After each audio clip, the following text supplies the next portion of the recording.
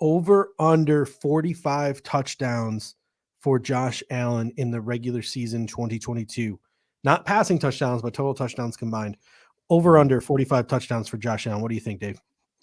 Yeah, so I went back and looked. I think he had 46 in 2020, 37 passing, 8 rushing, 1 receiving. And that 8 rushing was quite a bit. 37 passing obviously was higher even than last year's 36 passing and 6 rushing, so 42 total last year. 45 is a big number. Look, when I say under here, it's not because I'm trying to disrespect anybody. I'm just saying I'm coming in. I'm thinking he's going to be right at like 43, 44 total touchdowns. I think 37 passing, 7 rushing seems about right for me. I actually increased his rushing TDs from a year ago by 1. He only had 6 a year ago, and increased his passing TDs by 1 from a year ago, and that gets him to 44. He threw the ball 646 times last year. So all it takes is like 1 or 2 of those to be touchdowns difference, and like you have this over. But I'm going to say under, because I think anywhere over 40 total touchdowns is incredible, even in this 17 game season. And I'm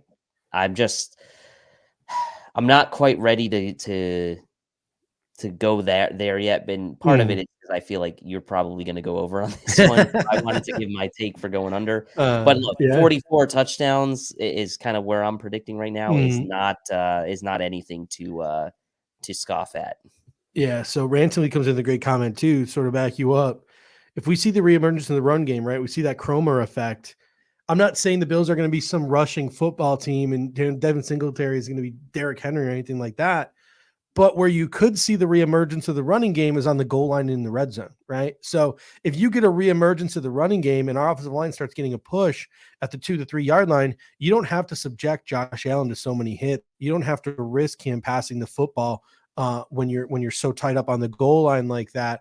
So there's really an opportunity for Josh Allen to have a lot of his touchdowns vultured, or a decent chunk of touchdowns vultured, if the run game can sort of get its act together under Aaron Cromer, because they could be stronger in the red zone. So I'm definitely buying that, but I'm taking the over here. And it's simply for this reason. You divide, you take 45 and you divide it by 17, you get 2.6. So essentially Josh Allen needs to get 3 touchdowns a game, passing, rushing, receiving, whatever. He's got to get 3 touchdowns a game to reach that 45 touchdown milestone.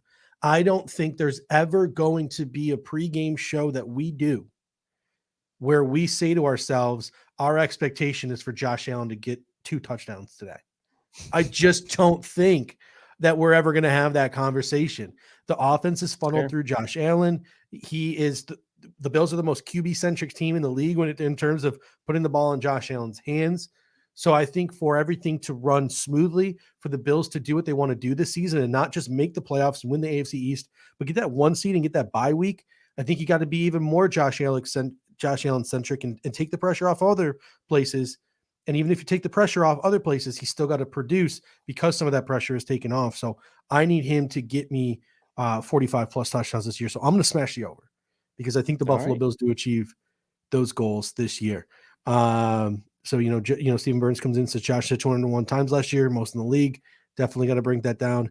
Bills Mafia STF says, I think Josh breaks 40 passing touchdowns this year, but fewer rushing touchdowns. So I go slightly under at 44. I'm honestly shocked at the number of people who have said under.